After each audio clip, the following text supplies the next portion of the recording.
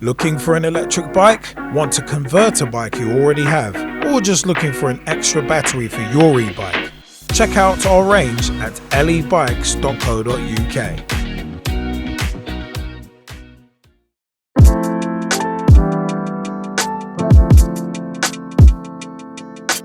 Hey everybody, what is up? My name is Liam Angel, aka Straight Shooting LJ, and welcome to another episode of the LE Bikes opinion pieces / vlog and podcast. Now, a couple of interesting things have come out recently and are being discussed. And one of them is the government here in the UK basically proposing to double the legal wattage of electric bike motors to 500 watts and also allow twist and go e-bikes with the twist and go throttles to have assistance up to 15.5 miles per hour, up from the kind of 3.7 miles per hour ish that it is now. Whew, these are some very, very interesting proposals, but there has been some pushback already. And you know what? From e-bike tips, this is a very interesting one. Electrical Safety First also have expressed concern as government acknowledges risk of more severe battery fires in terms of raising the wattage.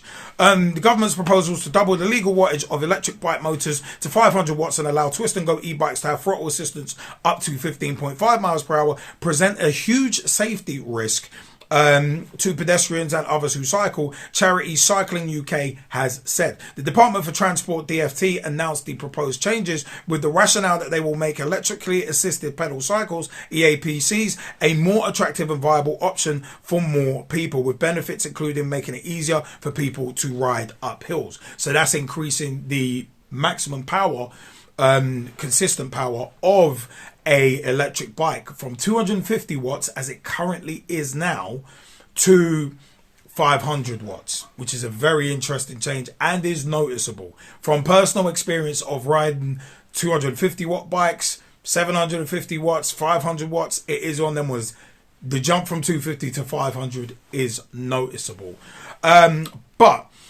London e-cargo bike courier Pedal Me said cargo bikes are potentially a transformational technology and much safer, more efficient, cleaner to share a city with, but that currently they are hindered by a lack of power, especially in hilly areas. So imagine you're trying to use a cargo bike to go up a steep hill.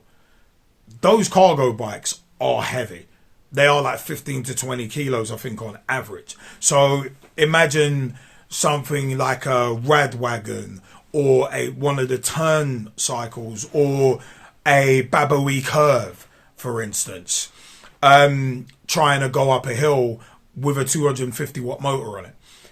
That's tough at the best of times, because the amount of weight on there, just the bike alone, and then you add in the fact that you've got passengers or in some cases you've got cargo, that does make things difficult. So that 500 watt increase to 500 watts could be crucial for bike couriers, those who do the school runs and transport children via cargo bikes, such as the Baboe curve, a rad wagon, for instance, or the turn cycles as well, TERN. So that increase could be critical for them and could be game changing, could be very helpful. Now, I think it's one of them ones where those such as Electrical Safety First saying, there's the risk of more fires and the severity of fires. It's like, well, that's one side of the coin, but to me, that's a whole different argument. Increasing the wattage of motors, of allowed and legal motors, to 500 watts from 250 watts, that doesn't necessarily mean that there's got to be more powerful batteries attached to them. Because you can have a 500 watt 36 volt system. You can have a 36 volt battery on a 500 watt system. You can have that. It doesn't always have to be 48 volts. 48 volts will give you more power, more grunt, and I think it's something like 10 to 20% more range, but it's one of them ones like the Bafang conversion kits. You can get a 500 watt 36 volt system. You can get that. You can get batteries that are 17 amps, 21 amps, as we sell on our website, the hailongs. So that thing about, I don't know, electrical safety first. I understand why they're saying it, but I don't necessarily agree with what they're saying. So it is one of them was the twist and go e-bikes having throttle assistance up to 15.5 miles an hour. That is a massive game changer. But it will be one of them was, now I can understand there being a bit of trepidation about that, because some people will take the mickey. Some people will jump up on the pavement and be throttling only and pinging up and down pavements at 20, 25 miles an hour. But those are the kind of people ruining it for everybody else. And I've said this before, where it's one of them where if you're upgrading the legal motor power from 250 to 500, you also need to up that speed limit as well. So for me, the pedal assist would have to go up to 20 miles an hour, and also legal speed of an electric bike. It will be one of them ones where obviously you'd have to fall in line with local speed limits, which really and truly should be doing already. So I think the pedal assist would have to jump up by 5 miles an hour to kind of make up for that power. Otherwise, you've got a 500 watt motor that's basically being limited, and you'd potentially feel the drag if the pedal assist is still limited to 15.5 miles an hour. So I think that would have to jump up as well. But in terms of battery safety and those battery safety standards, that's something I've advocated for on a number of these podcast vlogs. So I'm not against that.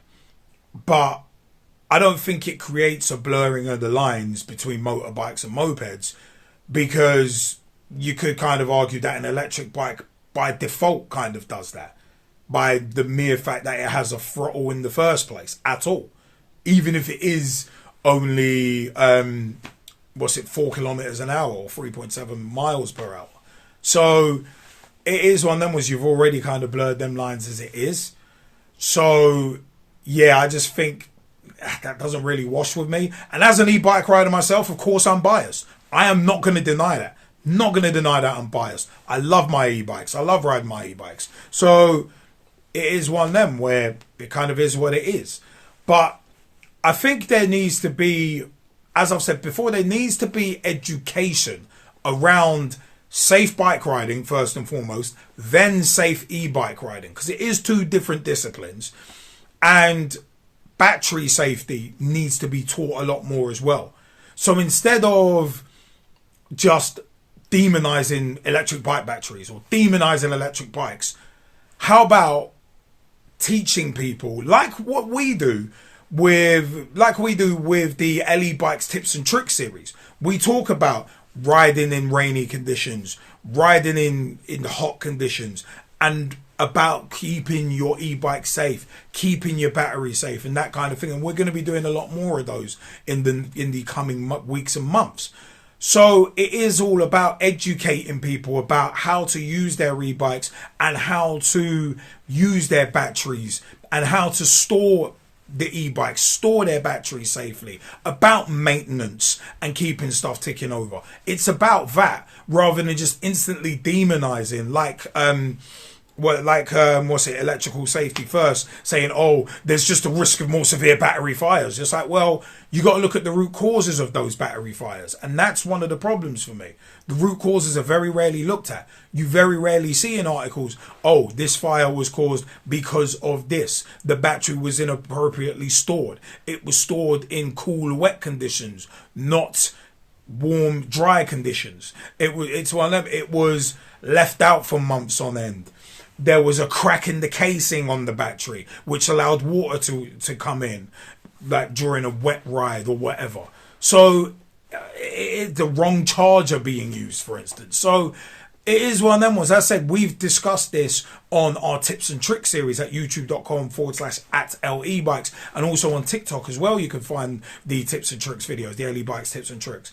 So I think it is about education and the benefits, I think, of raising that limit from 250 watts to 500 watts in terms of legal e-bike limits, in terms of motor power. I think it's nothing but a good thing.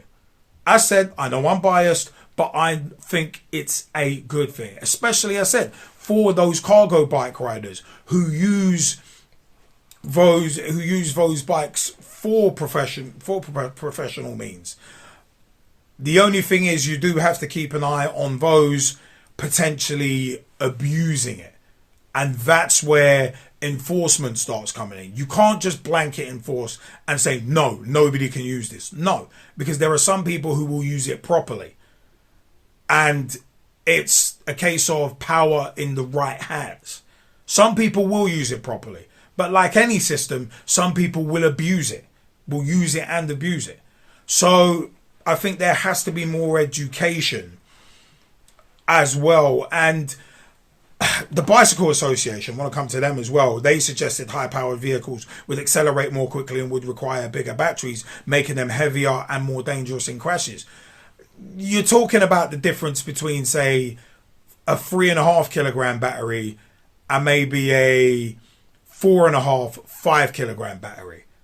That's the kind of differences you're really talking about.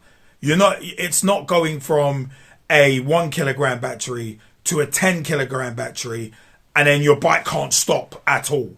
When it's not talking about that. So there's a bit of embellishment there from the Bicycle Association, in my opinion. Maybe a bit of jealousy in terms of, you can accelerate faster.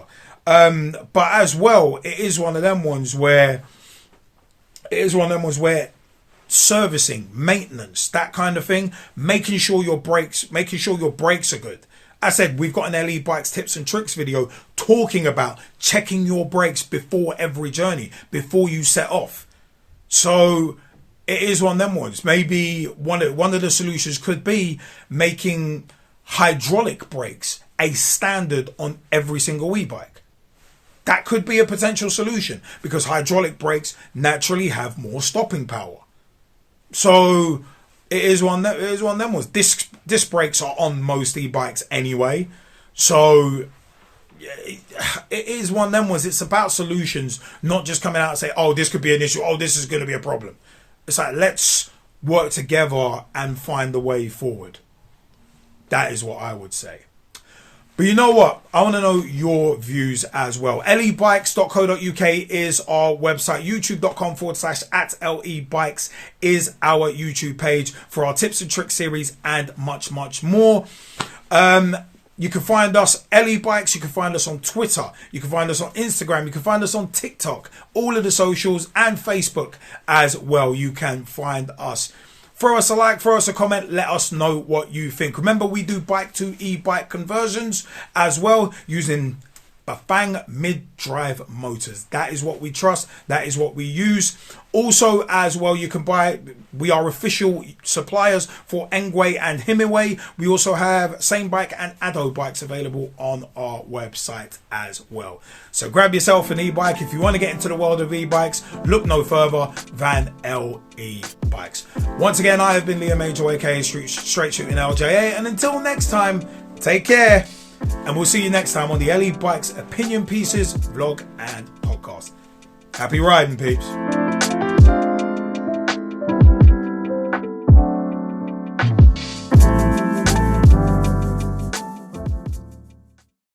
Mid-drive motor conversion kits, ready-made e-bikes, batteries, bike to e-bike conversions, custom builds and more. Start your journey into electric bikes at lebikes.co.uk.